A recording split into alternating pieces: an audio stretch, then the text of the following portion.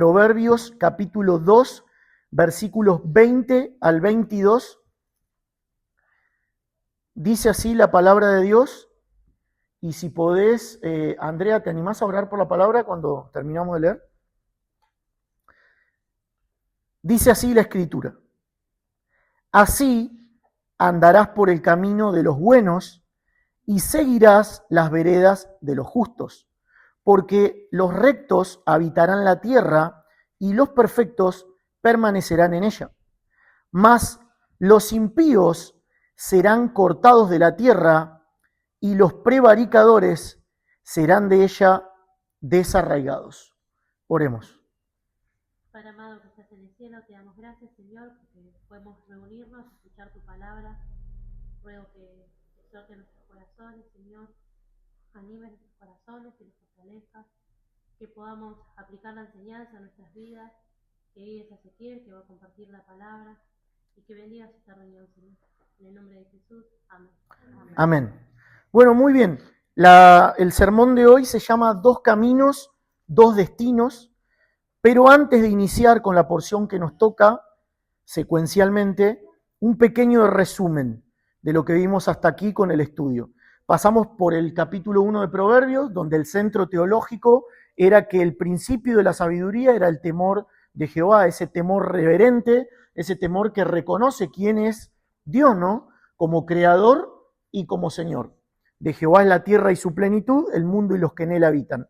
Nada es nuestro y no le vamos a encontrar la vida fuera de la sabiduría, no le vamos a encontrar la vuelta a la vida fuera de Dios, ajeno a Dios, como dice también Salomón en el libro de Eclesiastés: debajo del sol todo es vanidad y aflicción de espíritu, es todo, son pompas de jabón.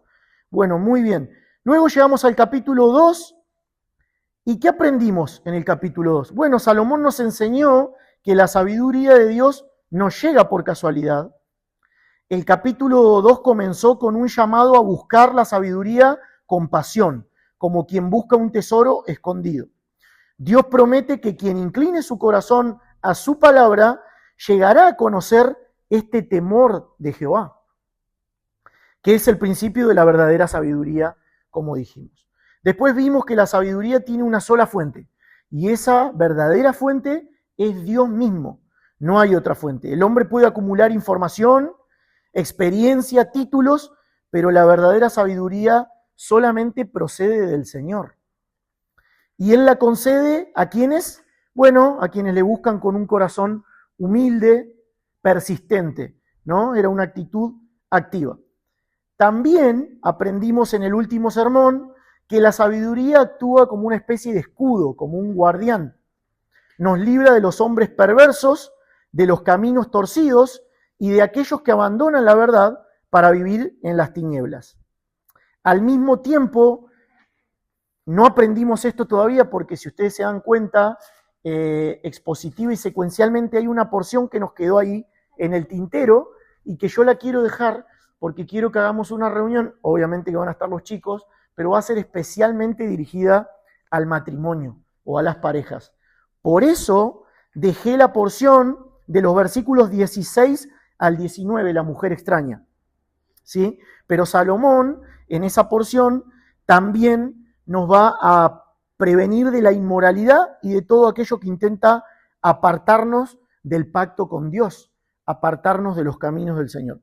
Bueno, finalmente, para concluir este capítulo 2, aquí Salomón va a presentarnos dos caminos y dos destinos, que es el título de este sermón. Él dice que los rectos van a habitar la tierra, pero los impíos serán cortados de ella. En otras palabras, lo que Salomón nos va a exhortar esta noche es que nuestras decisiones revelan a quién pertenecemos. Lo que decidimos, la forma en la que vivimos, va a revelar a quién pertenecemos y conducen a un destino eterno. Y hay dos destinos. De eso se va a tratar la predicación del día de hoy. Como introducción, ¿quiénes leyeron El Peregrino, el progreso del peregrino de John Bunyan? ¿Alguien lo ha leído? ¿Lo conocen? ¿Sí? Bueno, en esta famosa novela hay un momento crucial donde el protagonista, que ¿cómo se llama? Cristiano le dice en la novela. Bueno, Cristiano y su compañero Esperanza llevan mucho tiempo caminando hacia la ciudad celestial. El camino se ha vuelto sumamente áspero, lleno de piedras, y se quejan porque les están lastimando los pies las piedras. De repente, a un lado del camino ven una cerca, y detrás de esa cerca hay un prado hermoso, plano y cubierto de una hierba que se ve suave. Bueno, en la novela le llaman prado del desvío. ¿Sí? Cristiano mira el prado y le dice a Esperanza: mirá, este prado va justo al lado de nuestro camino, crucemos la cerca para caminar más cómodos. Esperanza duda, pero Cristiano lo convence diciendo: ¿cómo va a ser peligroso? Si va en la misma dirección que vamos nosotros, vamos a meternos. Bueno, al principio caminan felices, pero a los pocos kilómetros dentro de ese prado cae la noche, se desata una tormenta y se dan cuenta de que el prado se desvió por completo del camino correcto, del camino en el que ellos iban. ¿Dónde terminan? Terminan atrapados en el territorio de un gigante. Ese gigante se llama en la novela Desesperación. Encerrados en un castillo, el castillo de la duda, dice. El peligro de los dos caminos es que al principio el camino equivocado corre paralelo al camino correcto. Parece que fueran lo mismo. De hecho, el camino equivocado se ve más cómodo, más fácil, menos doloroso. Y ahí es donde nuestro corazón engañoso y perverso nos dice a nosotros mismos: bueno, este camino es más fácil y no es tan diferente al camino que Dios me indica. Al final voy al mismo lugar, pero viene Salomón, inspirado por el Espíritu Santo, a decirnos cuál es la sabiduría de Dios. Una advertencia: no te dejes engañar por la comodidad del terreno, ni por lo que tus ojos ven a corta distancia. Dos veredas parecen paralelas al inicio, pero terminan siendo destinos eternamente opuestos. Eternamente opuestos. La cultura actual, lo que vemos, lo que nos dicen, hacia dónde apunta la sociedad y el sistema cultural del mundo en el que vivimos, que es un mundo que ¿cómo está? Corrompido, caído, muerto en delitos y pecados. El diagnóstico del mundo ya lo tenemos. ¿Qué nos venden? ¿Qué nos dan? ¿Qué nos publicitan? ¿Con qué nos quieren atrapar? Con que la vida es como un gran delta. Un delta es un lugar donde todos los ríos confluyen. Y ellos nos quieren vender como que todos los ríos terminan en el mismo océano. Con que cualquier camino que vos sigas va hacia el mismo lugar. Seguí tus sueños, seguí tu corazón, esforzate. El fin justifica los medios. No importa si está un poco torcido, lo importante es llegar a la meta. Vos dale. Bueno, pero la Biblia enseña algo exactamente, totalmente contrario. Desde Génesis hasta Apocalipsis, siempre, Antiguo Pacto y Nuevo Pacto, Antiguo Testamento y Nuevo Testamento, siempre hay dos caminos y son totalmente opuestos. ¿Sí? Caín y Abel, el arca o el diluvio, Egipto o la tierra prometida, la puerta angosta o la puerta ancha, vida o muerte, bendición o maldición. Dos caminos y totalmente opuestos. Salomón termina el capítulo diciendo exactamente lo mismo. Hay dos caminos y hay dos destinos. La verdadera sabiduría, dice Salomón, no solo cambia nuestras decisiones, determina nuestro destino. Lo voy a repetir. La verdadera sabiduría no solo va a cambiar nuestras decisiones, también va a determinar nuestro destino. Punto número 1 de este sermón: la sabiduría nos conduce por el camino de los justos. Versículo 20. Así andarás por el camino de los buenos y seguirás las veredas de los justos. Bueno, la sabiduría es preventiva y activa. En la sección anterior de los versículos 12 al 19, el autor nos viene advirtiendo que la falta de sabiduría lleva al camino del hombre perverso, y aunque nosotros no lo vimos, también de la mujer extraña. El versículo 20 viene acá a romper esto con un sentido de rescate, de auxilio, ¿sí? Un salvavidas urgente. La sabiduría no solo te aleja del mal, sino que te empuja activamente a practicar el bien. Hermanos y amigos, la santidad no consiste solo en no hacer lo malo delante de los ojos de Dios. Porque a veces pensamos que la santidad simplemente es abstenernos de actitudes pecaminosas. Pero ser santo también es caminar en lo justo de manera activa. ¿Sí? Pablo va a decir, el que hacía tal cosa, no lo haga más. El que mentía, no mienta más. El que robaba, no robe más. Pero no se queda ahí Pablo. Si no, dice Pablo, de lo que consigue a través de su trabajo, dé a los que menos tienen. Comparta esa bendición que él tiene. Bueno, ¿se dan cuenta? No solamente es no hago lo malo, sino tengo una disposición activa a hacer lo bueno. De eso se trata la santidad. El segundo punto exegético de este pasaje, del versículo 20, yo le puse el peso de la herencia comunitaria. Porque dice, seguirás las veredas de los justos. Al mandarnos aquí a seguir las veredas de los justos, el texto implica que el camino por el cual debemos andar ya está trazado. Ya está hecho el camino. No necesitamos nosotros inventar un nuevo camino, inventar una nueva moralidad. Hay generaciones de hombres íntegros, como los patriarcas o el rey David, que ya anduvieron en esos caminos.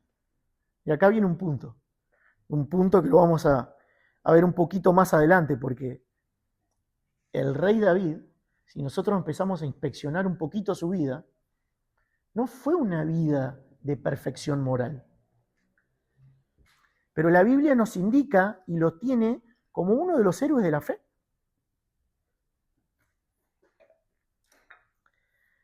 Las pisadas de estas personas marcaron el relieve del suelo. ¿Por qué? Porque Dios los guiaba y ellos seguían a Dios. Caminar allí es un acto de humildad y de continuidad histórica.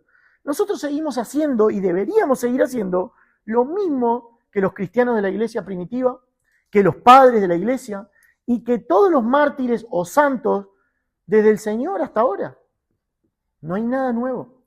Hermanos, estas reuniones que nosotros tenemos aquí a charlar, a hablar del Señor, a orar los unos por los otros, a edificarnos, es lo mismo que estaban haciendo hermanos hace 2000 años atrás, con la misma esperanza, que un día el mismo Señor que había caminado entre ellos, que había dejado su legado, iba a volver o íbamos a partir a su presencia. Es lo mismo que estamos haciendo hoy.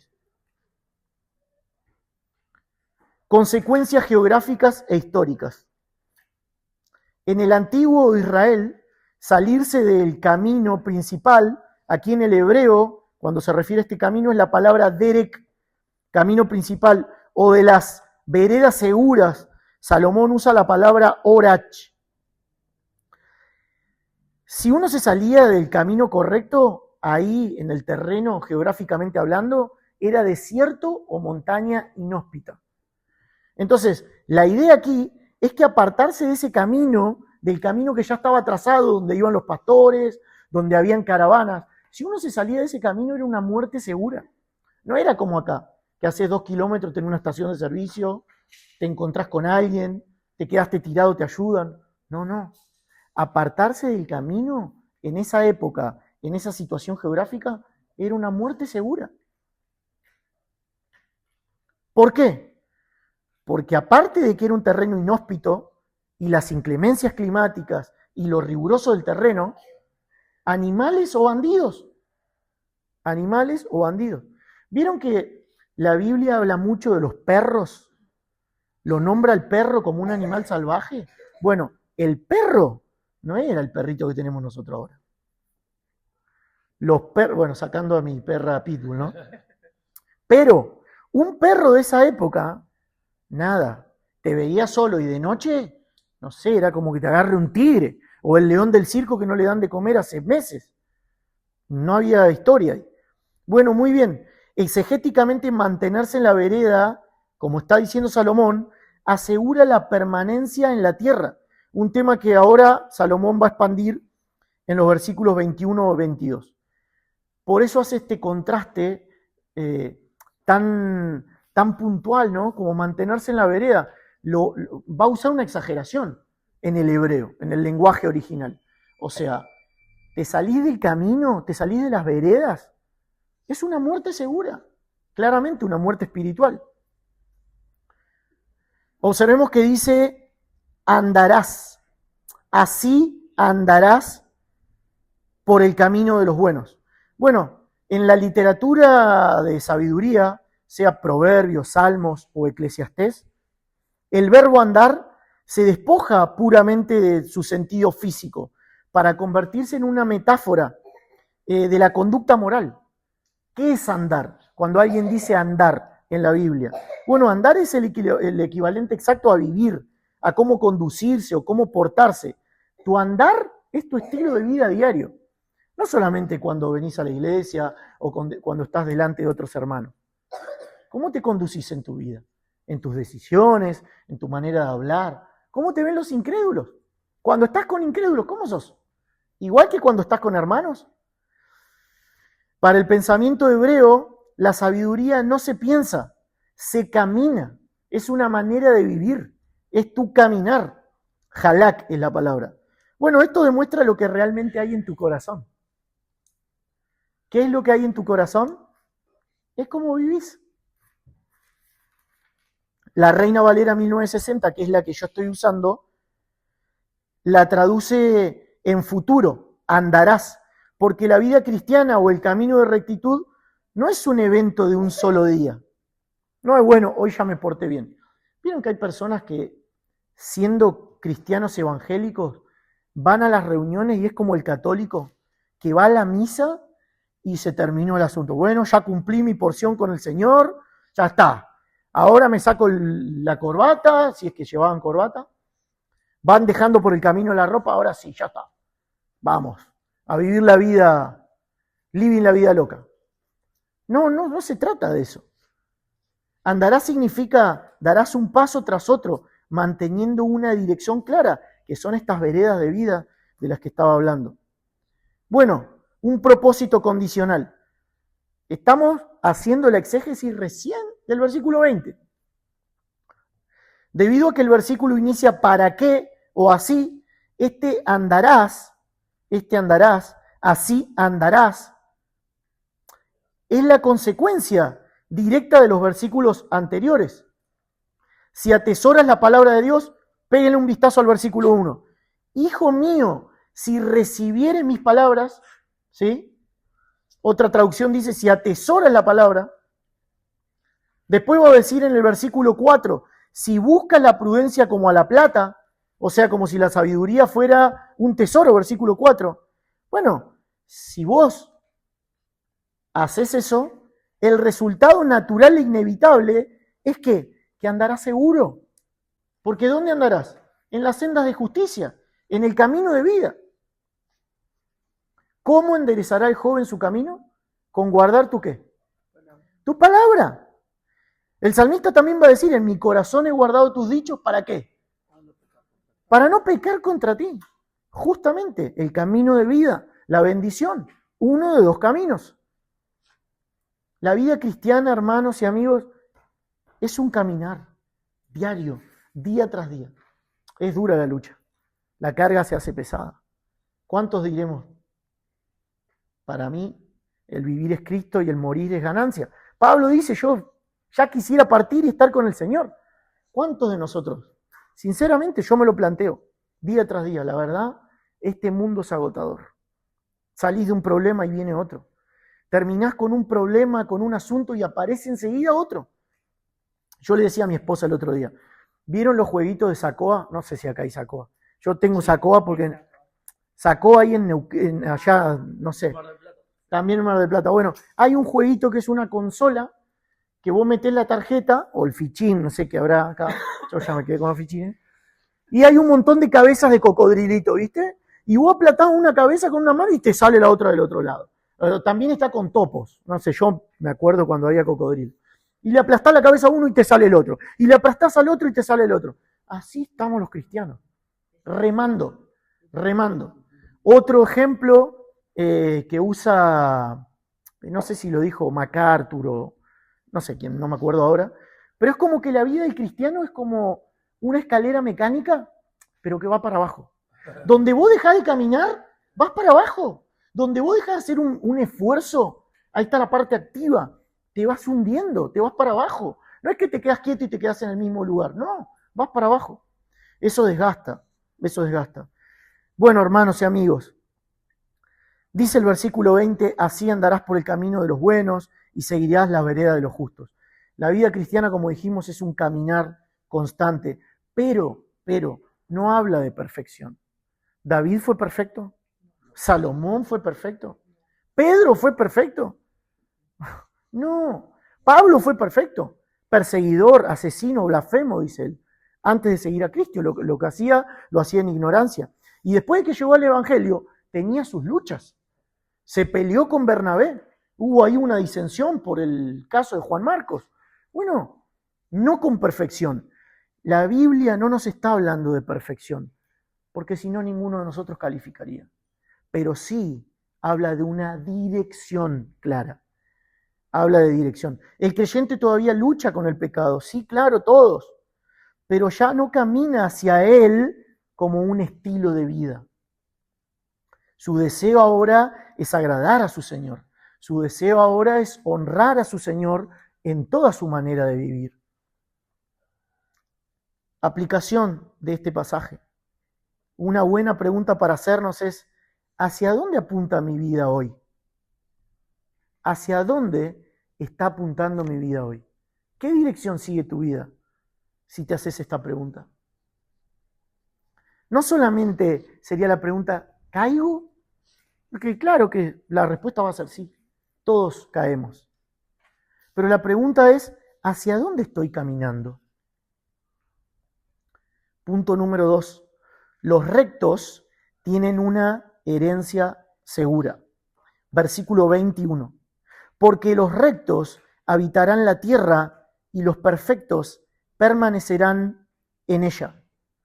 Bueno, la justicia no es perfección moral, sino una relación dinámica, una relación viva con el Dios vivo. Los rectos, la palabra que usa ahí es yazar, no son personas que nunca se equivocan.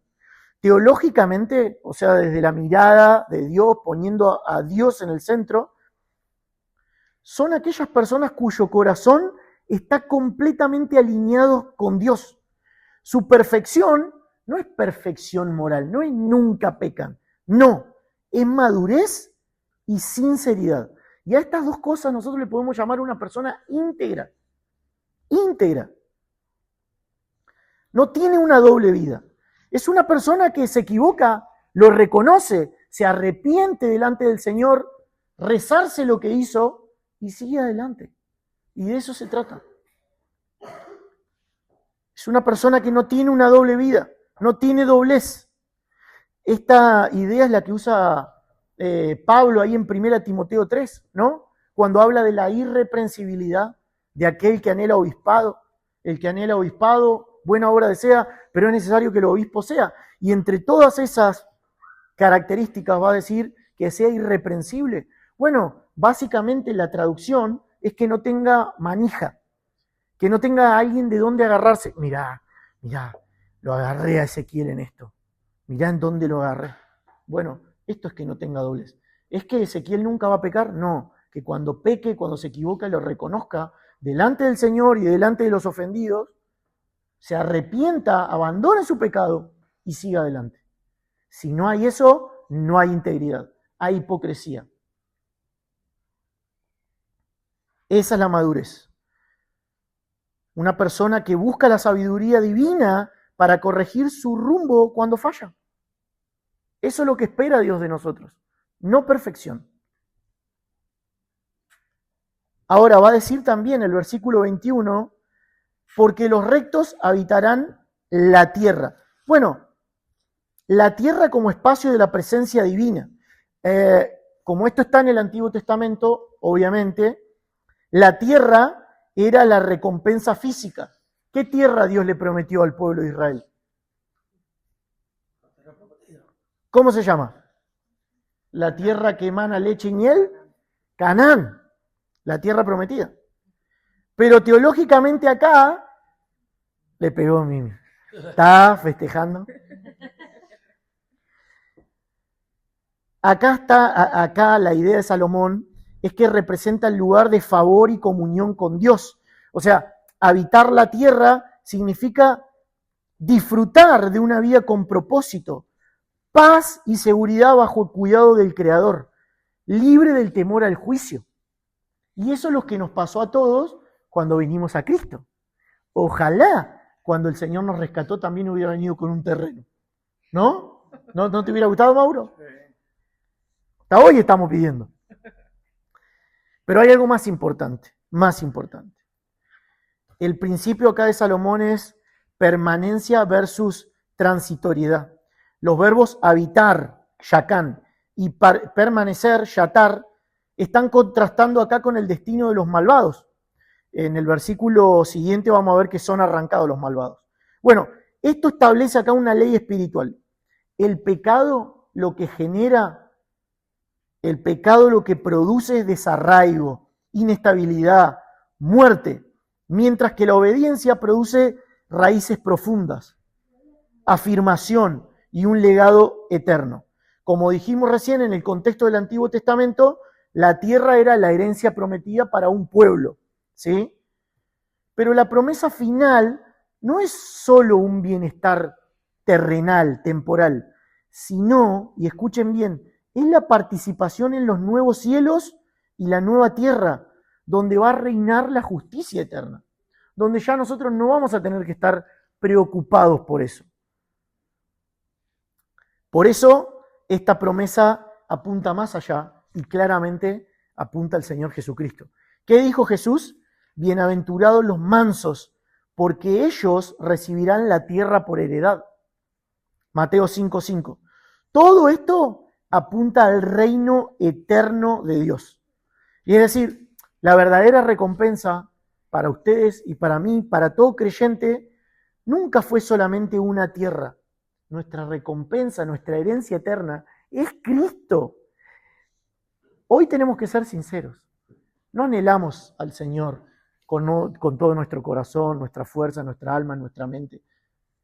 No es así. Pero un día la Biblia promete que sí lo haremos. Y si vos, tu tesoro es Cristo, el día que lo obtengas, ese tesoro, va a ser todo para vos, vas a estar completo, 100%. Y un día estaremos en su presencia y Él será nuestra morada eterna. Esa es la promesa que todos tenemos. El mundo vive para el presente, para el hoy, disfruta el hoy, ya, lo rápido, lo inmediato. El creyente vive mirando la eternidad. Pablo va a decir, no ponga la mirada en las cosas de la tierra. Poné las miradas en las cosas de arriba, donde está Cristo. ¿Por qué? Porque esa es nuestra herencia eterna. No importa cuánto pierda aquí. No importa qué me pase aquí. No importa lo que me esté sucediendo. Señor, dame fe, dame temor de ti. Ayúdame a mirar por encima del sol, más allá de lo que puedo ver hoy. Nosotros tenemos una herencia incorruptible, hermanos. Eso es lo que nos debería mover. Ese debería ser nuestro combustible a diario. Punto número 3. Ya terminamos. Los impíos serán finalmente juzgados. Versículo 22 dice, mas los impíos serán cortados de la tierra y los prevaricadores serán de ella desarraigados. Bueno, este versículo rompe con la idea moderna de que todos terminan bien. Siempre escucho personas De hecho, tengo muchas personas cercanas, ahora tengo menos trato que antes, pero algunos conocidos o clientes que dicen, bueno, no importa el color de la religión, todo apunta a lo mismo. Igual, el punto es el mismo, todo termina bien, todo apunta a Dios. A mí no me importa el color de la religión, dice. Si sos evangelio, dice, a los evangélicos le dice evangelio. Si sos evangelio, si sos católico, sí, todo apunta a nuestro Señor, dice, todo termina bien. Bueno, no. Este versículo va a romper con esta idea de que todo termina bien. Lamentablemente y justamente no es así. Dice Hebreos capítulo 9 que hay juicio y está establecido para todos los hombres que mueran una sola vez y luego de esto, ¿qué dice? El juicio. Y va a llegar. Existe juicio, existe condenación, existe una separación eterna entre el justo y el impío. Pero hermano, ¿Dios no es amor? Dios es amor, sí, claro que es amor. Claro. Pero también Dios es santo y también es justo. Y la misma Biblia habla del cielo. Muchísimo habla del cielo, ¿no? Pero también habla del infierno. De hecho, si nosotros leemos el Nuevo Testamento, los que tienen sus Biblias con las palabras de Jesús en los evangelios en rojo, Jesucristo habla muchísimo más como una advertencia, la urgencia de avisar del infierno, que del amor o del cielo. Ténganlo en cuenta. Si Dios mismo está advirtiendo, entonces la pregunta no es, ¿soy mejor que el otro? Porque estoy en Cristo, porque estoy en los caminos de Dios, porque oro, porque leo, porque puedo reunirme con hermanos, ir a la iglesia. ¿Soy moralmente más bueno? No es nada de eso. La pregunta verdadera es, ¿estoy realmente unido a Cristo? ¿Tengo la fe que salva? Pablo va a decir, cada uno autoexamínese a ver si está en la fe correcta, porque eso va a determinar tu destino eterno. Y esta pregunta es para nosotros y para los niños. ¿Tienen la fe que salva? Si mueren hoy, ¿van al descanso eterno o a la condenación eterna? ¿Están unidos a Cristo? Hermanos, nadie llega al cielo por ser suficientemente bueno. No se puede. Ninguno de nosotros da la talla. Si alguien va a llegar al cielo, es porque un día el Espíritu de Dios le convenció de pecado y lo guió a arrepentirse y poner toda su esperanza en lo que Cristo hizo en la cruz en favor de ese miserable pecador como vos y como yo, que no teníamos ni tenemos nada que ofrecer. Aquí encontramos una realidad difícil. Si somos honestos, todos hemos caminado por el camino de los impíos. Todos nos desviamos. Isaías, ¿qué va a decir? Todos nosotros nos descarriamos como ovejas. Pablo va a decir que no hay justo ni aún uno. No hay quien entienda, no hay quien busque a Dios. Entonces, ¿quién puede ser salvo? ¿Quién puede ser este que ande por el camino de los buenos y siga la vereda de los justos? ¿Quién puede ser? La respuesta no está en nosotros. La respuesta apunta al Señor Jesucristo.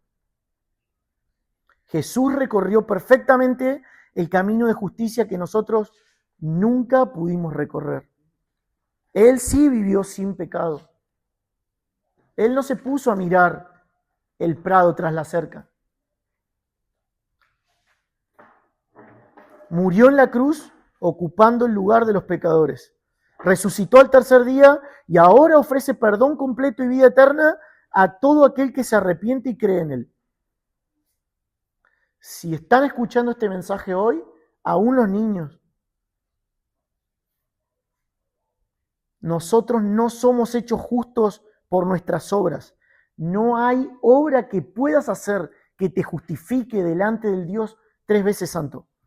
Somos declarados justos por la justicia de Cristo y que solo se recibe por fe en Él.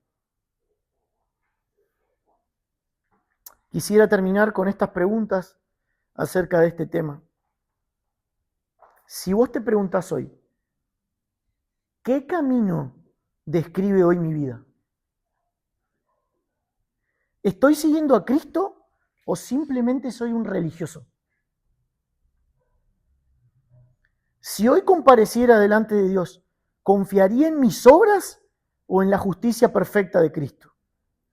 Y por último, ¿estoy ayudando a mi familia a caminar por el camino de la sabiduría? ¿O estoy guiando a mi familia por ese camino torcido?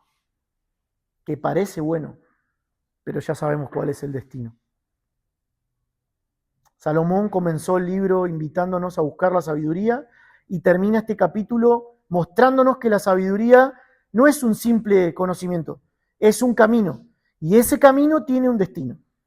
Los que permanecen, los que están, los que pertenecen, los que son del Señor, permanecerán para siempre. Pero aquellos que rechazan su sabiduría enfrentarán su justo juicio. La pregunta que Proverbios 2 deja sobre la mesa no es cuánto sabemos de Dios, sino por cuál camino estamos caminando. Y el Nuevo Testamento nos dice que ese camino tiene un nombre, y es Jesús. Él dijo, yo soy el camino y la verdad y la vida, y nadie viene al Padre si no es por mí. ¿Tienes a Cristo en tu vida? ¿Caminas con Él? ¿Tienes intimidad con Él? ¿Le conoces? ¿Él te conoce a ti? Que Dios nos ayude, hermanos. Oremos. Padre, te damos gracias, Señor, por tu palabra. Señor,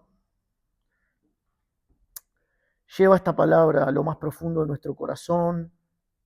Rogamos la intervención del Espíritu Santo. Porque si aquí hay personas que aún no te conocen y están en el camino que lleva a la condenación eterna, Señor, es urgente el llamado.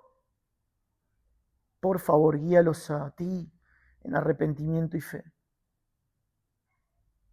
Y a los creyentes, Señor, ayúdanos día a día a examinar nuestra vida, a arrepentirnos, Señor, de lo torcido y volvernos a la senda de la vida, que es Cristo, la verdadera sabiduría.